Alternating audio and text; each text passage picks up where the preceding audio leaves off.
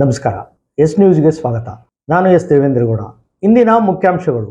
ಮಹಿಳಾ ಮೀಸಲಾತಿ ಮಸೂದೆಯನ್ನು ಸೋಲುತ್ತೆ ಎಂದು ತಿಳಿದೇ ಪ್ರತಿಭಟನೆಗೆ ಪೋಸ್ಟರ್ ಸಿದ್ಧ ಮಾಡಿಕೊಂಡ ಬಂದ ಬಿಜೆಪಿ. ಪರಿಸರ ಮಾಲಿನ್ಯಕ್ಕೆ ಕಾರಣವಾದ ಅನಧಿಕೃತ ಫರ್ನಿಚರ್ ಇಂಡಸ್ಟ್ರಿ ಬಂದ್ ಮಾಡಲು ಪರಿಸರ ರಕ್ಷಣಾ ವೇದಿಕೆ ಆಗ್ರಹ. ಆಟೋ ಮತ್ತು ಎಲ್ಲ ವಾಹನಗಳ ಡಾಕ್ಯುಮೆಂಟ್ ಸರಿಯಾಗಿರಲಿ, ಜಿಲ್ಲಾ ಆರ್ಟಿಒ ರಾಕೇಶ್ ಎಂ. ಸರ್ಕಾರಿ ಪ್ರಥಮ ದರ್ಜೆ ಮಹಿಳಾ ಕಾಲೇಜಿನ ಅತಿಥಿ ಉಪನ್ಯಾಸಕರ ಸಂಘ ಅಸ್ತಿತ್ವಕ್ಕೆ. ಪಾಟೀಲ್ ಶಿಕ್ಷಣ ಸಂಸ್ಥೆಯ ವಿದ್ಯಾರ್ಥಿನಿ ಶ್ವೇತಾ ಮೇಟಿಗೆ ಬಿಎಸ್ಸಿಯಲ್ಲಿ ಗೋಲ್ಡ್ ಮೆಡಲ್, ಅಭಿನಂದಿಸಿದ ಆಡಳಿತ ಮಂಡಳಿ.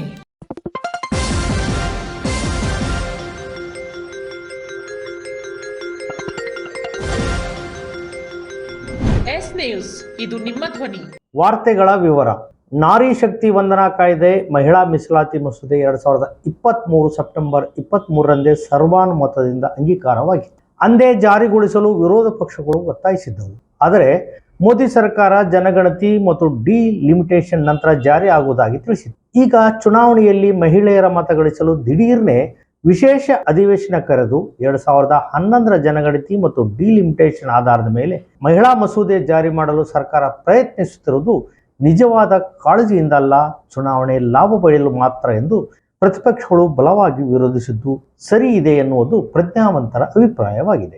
ಭಾರತದಂತಹ ಪ್ರಜಾಪ್ರಭುತ್ವ ಇರುವ ದೇಶದಲ್ಲಿ ಮಹಿಳೆಯರಿಗೆ ರಾಜಕೀಯದಲ್ಲಿ ಪ್ರಾತಿನಿಧಿತ್ವ, ಮೀಸಲಾತಿ ನೀಡಬೇಕು ಎನ್ನುವ ಬೇಡಿಕೆಯನ್ನು ಎಲ್ಲರೂ ಒಪ್ಪಿಕೊಂಡಿದ್ದಾರೆ.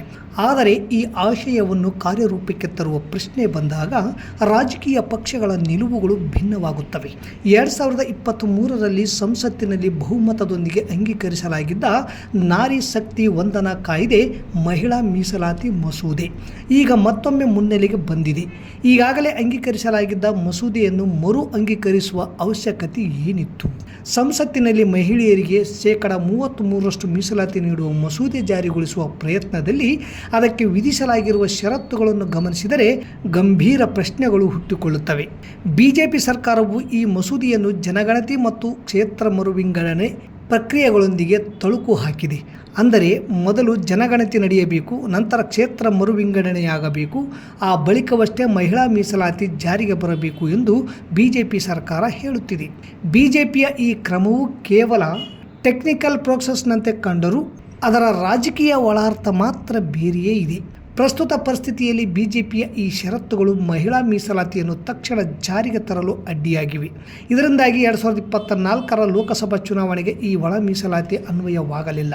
2029 ಅಥವಾ ಅದಕ್ಕೂ ನಂತರದ ಚುನಾವಣೆಯವರೆಗೂ ಈ ಕಾಯ್ದೆ ಜಾರಿಯಾಗದಿರುವ ಸಾಧ್ಯತೆ ಇದೆ. ಹಾಗಾಗಿ ಮಹಿಳೆಯರಿಗೆ ಹಕ್ಕು ನೀಡಲು ಇಷ್ಟೊಂದು ವಿಳಂಬವೇಕೆ ಎಂದು ವಿರೋಧ ಪಕ್ಷಗಳು ಕೇಳುತ್ತಿವೆ. ಇದಲ್ಲದೆ 33%ರಲ್ಲಿ ಎಸ್ಸಿ ಮತ್ತು ಎಸ್ಟಿ ಮಹಿಳೆಯರಿಗೆ ಸಬ್ ಕೋಟಾ ಇರುವ ಹಾಗೆ ಒಬಿಸಿ ಮಹಿಳೆಯರಿಗೂ ಅದನ್ನು ಮೀಸಲಿಡಬೇಕು ಎಂದು ಕಾಂಗ್ರೆಸ್ ಹಾಗೂ ಸಪಾ ಮತ್ತೊಂದು ಮಹತ್ವದ ವಿಚಾರವನ್ನು ಮುಂದಿಟ್ಟಿದೆ. ಭಾರತದ ಸಾಮಾಜಿಕ ರಚನೆಯಲ್ಲಿ ಮಹಿಳೆಯರಲ್ಲೂ ಸಮಾನ ಅವಕಾಶಗಳಿಲ್ಲದಿರುವುದರಿಂದ 33% ಮೀಸಲಾತಿಯೊಳಗೆ ಸಾಮಾಜಿಕ ನ್ಯಾಯದ ತತ್ವ ಅನ್ವಯವಾಗಬೇಕೆಂಬುದು ವಾದ. ಇದು ಕೇವಲ ಪೊಲಿಟಿಕಲ್ ಡಿಮ್ಯಾಂಡ್ ಅಷ್ಟೇ ಅಲ್ಲ, ಸಂವಿಧಾನ ಹೇಳುವ ಸಾಮಾಜಿಕ ನ್ಯಾಯದ ಆಶಯಕ್ಕೆ ಪೂರಕವಾದ ನಿಲುವಾಗಿದೆ. ಮಹಿಳೆಯರಿಗೆ ಇಲ್ಲಿ ಸಬ್ ಕೋಟಾ ನೀಡದಿದ್ದರೆ ಜನರಲ್ನಲ್ಲಿ ಒಬಿಸಿ ಮಹಿಳೆಯರು ಸ್ಪರ್ಧಿಸಬೇಕಾಗುತ್ತದೆ. ಮೇಲ್ಜಾತಿಗಳು ಎಂದು ಕರೆಯಲ್ಪಡುವ ಜಾತಿಗಳನ್ನು ಮೀರಿ ಒಬಿಸಿ ಮಹಿಳೆಯರು ಟಿಕೆಟ್ ಪಡೆಯುವುದು ಕನಸಿನ ಮಾತಾಗುತ್ತದೆ ಅಥವಾ ಅವಕಾಶ ತುಂಬ ಕಡಿಮೆ ಇರುತ್ತದೆ. ಇದಕ್ಕೆ ವಿರುದ್ಧವಾಗಿ ಬಿಜೆಪಿ ಸರ್ಕಾರದ ಕ್ರಮಗಳು ಅನುಮಾನಕ್ಕೆ ಕಾರಣವಾಗಿವೆ. ಈಗಾಗಲೇ 543 ಸೀಟುಗಳಿರುವ ಲೋಕಸಭೆಯಲ್ಲಿ ಮಹಿಳಾ ಮೀಸಲಾತಿಯನ್ನು ತಕ್ಷಣ ಜಾರಿಗೆ ತರಲು ಸಾಧ್ಯವಿದ್ದರೂ ಬಿಜೆಪಿ ಸರ್ಕಾರ ಅದನ್ನು ಮುಂದೂಡುತ್ತಿರುವುದು ಏಕೆ? ಪಂಚಾಯತ್ ಮತ್ತು ಸ್ಥಳೀಯ ಸಂಸ್ಥೆಗಳಲ್ಲಿ ಕ್ಷೇತ್ರ ಮರುವಿಂಗಡಣೆಯ ನೆಪವಿಲ್ಲದೆ ಮೀಸಲಾತಿ ಯಶಸ್ವಿಯಾಗಿ ಜಾರಿಯಾಗಿರುವಾಗ ಸಂಸತ್ತಿನ ವಿಷಯದಲ್ಲಿ ಇಂತಹ ಷರತ್ತುಗಳನ್ನು ವಿಧಿಸುತ್ತಿರುವುದು ಮಹಿಳಾ ವಿರೋಧಿ ಧೋರಣೆಯಲ್ಲದೆ ಮತ್ತೇನು? ಡೆಲಿಮಿಟೇಷನ್ ಜೊತೆಗೆ ಅಂಟು ಹಾಕಿ ಮಹಿಳಾ ಮೀಸಲಾತಿಯನ್ನು ಮುಂದೂಡಿಕೆ ನೋಡುತ್ತಿರುವ ಮೋದಿ ಶಾ ಅವರ ಈ ನಿರ್ಧಾರ ಕೇವಲ ರಾಜಕೀಯ ಪಿತೂರಿಯಾಗಿದೆ. ಈ ಕಡೆ ಮೀಸಲಾತಿಯನ್ನು ಘೋಷಿಸುವುದು, ಆ ಕಡೆ ಅದು ತಕ್ಷಣಕ್ಕೆ ಜಾರಿಯಾಗದಂತೆ ಮುಂದೂಡುವುದು. ಈ ತಂತ್ರಗಾರಿಕೆಯನ್ನು ವಿರೋಧ ಪಕ್ಷಗಳು ಕಟುವಾಗಿ ಟೀಕಿಸಿದ್ದಾರೆ. ಮತ್ತೊಂದು ಪ್ರಮುಖ ಅಂಶವೆಂದರೆ ಡಿಲಿಮಿಟೇಷನ್ ಪ್ರಕ್ರಿಯೆಯು ರಾಜ್ಯಗಳ ನಡುವಿನ ರಾಜಕೀಯ ಪ್ರತಿನಿಧಿತ್ವದ ಮೇಲೆ ಪ್ರಭಾವ ಬೀರುವ ಸೂಕ್ಷ್ಮ ವಿಷಯವಾಗಿದೆ. ಮೀಸಲಾತಿಯನ್ನು ಇದಕ್ಕೆ ಕಟ್ಟಿ ಹಾಕುವುದರಿಂದ ಹೊಸ ರಾಜಕೀಯ ಲೆಕ್ಕಾಚಾರಗಳಿಗೆ ವೇದಿಕೆ ಸೃಷ್ಟಿಯಾದಂತಾಗುತ್ತದೆ. ಈ ಎಲ್ಲ ಅಂಶಗಳನ್ನು ಗಮನಿಸಿದಾಗ ಮಹಿಳೆಯರಿಗೆ ಹಕ್ಕು ನೀಡುವ ವಿಷಯದಲ್ಲಿ ಬಿಜೆಪಿಗೆ ನಿಜವಾಗಿಯೂ ರಾಜಕೀಯ ಇಚ್ಛಾಶಕ್ತಿ ಇದೆಯೇ ಎನ್ನುವ ಮೂಲಭೂತ ಪ್ರಶ್ನೆ ಎದುರಾಗುತ್ತದೆ.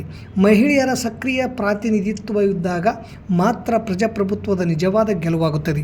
ಹಾಗಾಗಿ ಮಹಿಳಾ ಮೀಸಲಾತಿ ಮಸೂದೆ ಕೇವಲ ಒಂದು ಕಾಗದದ ಕಾನೂನಾಗಿ ಉಳಿಯಬಾರದು. ಅದು ತಕ್ಷಣಕ್ಕೆ ಜಾರಿಗೆ ಬಂದು ಸಮಾಜದ ಎಲ್ಲ ವರ್ಗಗಳ ಮಹಿಳೆಯರಿಗೆ ನ್ಯಾಯ ಒದಗಿಸಬೇಕೆನ್ನುವುದು ಪ್ರಜ್ಞಾವಂತರ ಅನಿಸಿಕೆ. Sir, there is a central confusion, and I have to put this right. There is a central fundamental confusion in the minds of the BJP and its leadership. And the confusion is that they think they are the people of India. You are not the people of India. The people of India are something else. They also think that they are the armed forces. You are not the armed forces. The armed forces are something else. You are a political organization. You are not India, and you are not the armed forces of India. We are not attacking the people of India. We are not attacking the armed forces of India. We are attacking you. Do not hide behind the people of India or behind the armed forces. So stop hiding like cowards behind the armed forces and behind the people. Come out and talk to us and have a discussion with us. Now, going back to my speech, Speaker sir. As I said, the magician has been caught. Please no, मैं ऐसे शब्दों का उपयोग इस सदन में नहीं करने दूंगा, चाहे सत्ता पक्ष सहमत हो. वो नहीं बोल रहे सत्ता पक्ष वाले, पर मैं उपयोग नहीं करने दूंगा. ठीक है, आप अगर नहीं मानते हैं तो मैं ऐसे शब्दों का उपयोग, ऐसी भाषा का अलाउ नहीं करूंगा. What happened was, the last session of Parliament completely destroyed the structure because a deal was signed with the United States that under no circumstances would have been signed by any Prime Minister of this country unless he was compromised. ये दिए So, क्या sir? ये विधेयक का विषय है क्या? What he told Kumaraswamy? No, अगर मैं सीट पे बैठा हूं तो कुमार स्वामी जी हो या कोई भी हो, मैं विधेयक के पास बोलने दें. नो, मैं सीट पे बैठूंगा तो विधेयक पर ही बात होगी. हाँ, विधेयक पर ही बात होगी. हाँ,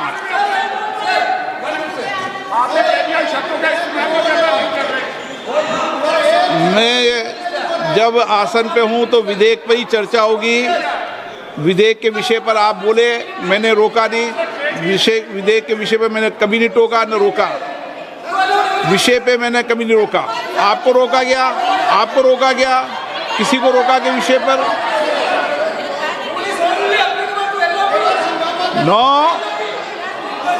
नो, सब पे अलाउ है, लेकिन उस बिल के संदर्भ में ही. सर, तो मैं एक सवाल पूछना चाहता हूं. आप एक सवाल नहीं पूछ सकते. नहीं, क्योंकि मैं आप इंस्ट्रक्शन चाहता हूं. हाँ, इंस्ट्रक्शन में तो आपका कहना है कि मुझे यूएस डील पे कुछ नहीं बोलना? बिल्कुल, महिला विधेयक पे बोलना. ठीक है सर, ठीक है, मैं नहीं बोलूंगा sir. Sir, so what happened was very obvious to everybody. Now what you're attempting is taking away the constitutional right and snatching that from the people of India. We are not going to allow you. You will see, we will defeat this bill right here in the next half an hour, 45 minutes.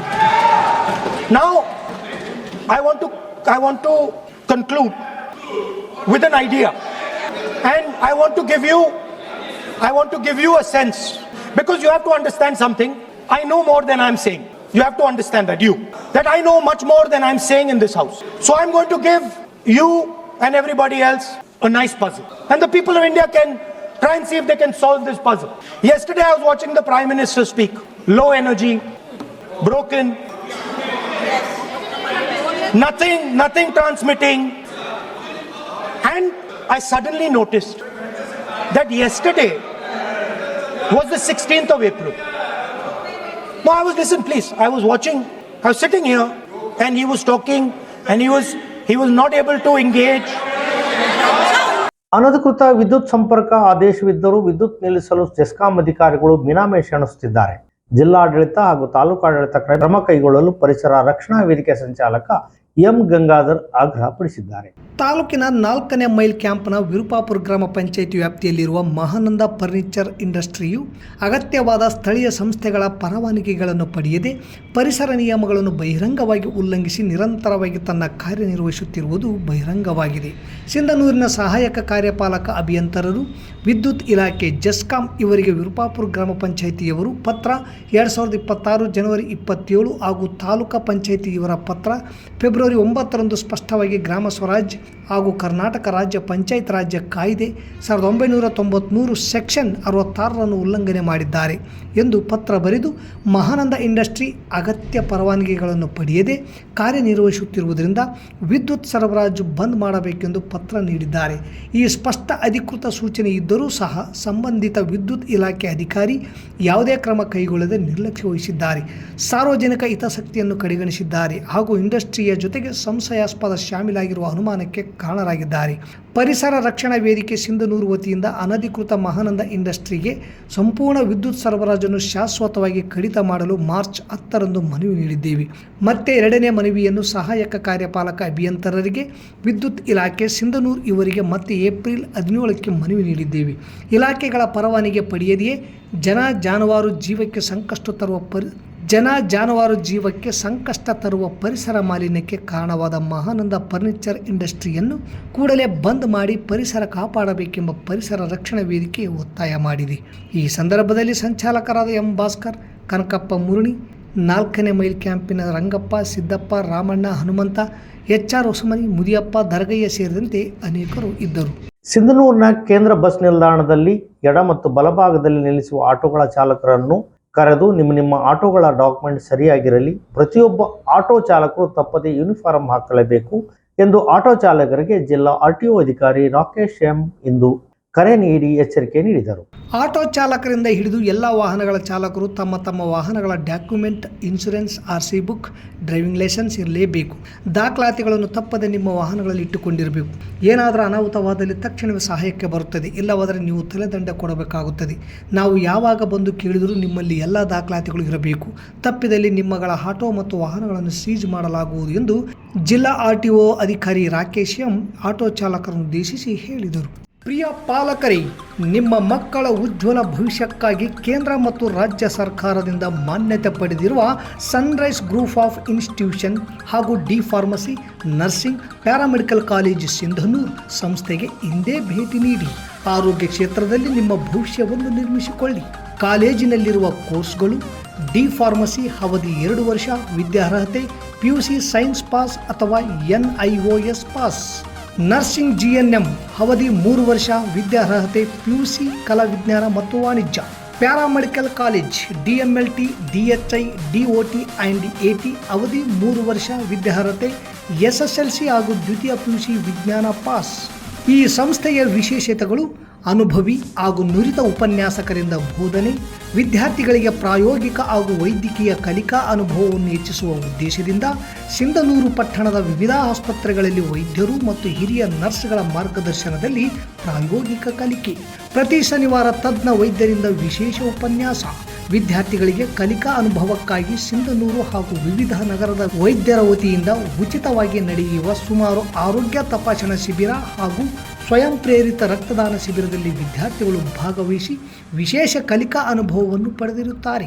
ಸಮಾಜದಲ್ಲಿ ಆರೋಗ್ಯದ ಅರಿವು ಮೂಡಿಸುವ ಉದ್ದೇಶದಿಂದ ವಿದ್ಯಾರ್ಥಿಗಳ ಸಹಭಾಗಿತ್ವದಲ್ಲಿ ವಿವಿಧ ಆರೋಗ್ಯ ಜಾಗೃತಿ, ಆರೋಗ್ಯ ಜಾಥಾ ಕಾರ್ಯಕ್ರಮಗಳು ಹಾಗೂ ಆರೋಗ್ಯ ಶಿಕ್ಷಣ ಚಟುವಟಿಕೆಗಳನ್ನು ಹಮ್ಮಿಕೊಳ್ಳಲಾಗುತ್ತದೆ. ಪರಿಸರ ಸ್ವಚ್ಛತೆ ಮತ್ತು ಆರೋಗ್ಯಕರ ಜೀವನ ಶೈಲಿಯ ಕುರಿತು ಜನರಲ್ಲಿ ಅರಿವು ಮೂಡಿಸಲಾಗುತ್ತದೆ. ಸುಸಜ್ಜಿತ ಕಟ್ಟಡಗಳು, ಸ್ಮಾರ್ಟ್ ಕ್ಲಾಸಸ್, ಆಧುನಿಕ ಲ್ಯಾಬ್ ಸೌಲಭ್ಯಗಳು ಹಾಗೂ ಪ್ರಾಯೋಗಿಕ ತರಬೇತಿ ವ್ಯವಸ್ಥೆ. ವಿದ್ಯಾರ್ಥಿಗಳ ಸುರಕ್ಷತೆಗಾಗಿ CC ಕ್ಯಾಮೆರಾ ಅಳವಡಿಸಲಾಗಿದೆ. ವಿದ್ಯಾರ್ಥಿಗಳಿಗೆ ವಿವಿಧ ಖಾಸಗಿ ಆಸ್ಪತ್ರೆಗಳು ಹಾಗೂ ವಿವಿಧ ಫಾರ್ಮಾ ಕಂಪನಿಗಳ ಸಹಯೋಗದಲ್ಲಿ ಕ್ಯಾಂಪಸ್ ಸಂದರ್ಶನದ ಮೂಲಕ ನೇರ ಉದ್ಯೋಗದ ಅವಕಾಶವನ್ನು ಕಲ್ಪಿಸಲಾಗುತ್ತದೆ. ಪ್ರವೇಶಕ್ಕಾಗಿ ಹಿಂದೆ ಸಂಪರ್ಕಿಸಿ. ಇರ್ಫಾನ್ K, ಅಧ್ಯಕ್ಷರು, sunrise D pharmacy, nursing, paramedical college, Vasavi ಕಲ್ಯಾಣ ಮಂಟಪದ ಮುಂಭಾಗ, PWD ಕ್ಯಾಂಪ್, ರಾಯಚೂರು ರಸ್ತೆ, ಸಿಂಧನೂರು. Mobile number 8197143588. 8904242655 9036731385. ಸಿಂಧನೂರಿನ ಸರ್ಕಾರಿ ಪ್ರಥಮ ದರ್ಜೆ ಮಹಿಳಾ ಕಾಲೇಜಿನಲ್ಲಿ ಅತಿಥಿ ಉಪನ್ಯಾಸ ಸಂಘವು ಅಸ್ತಿತ್ವಗೊಂಡು ಇದರಲ್ಲಿ ವಿವಿಧ ಪದಾಧಿಕಾರಿಗಳನ್ನು ಇಂದು ನೇಮಕಗೊಂಡಿದ್ದಾರೆ.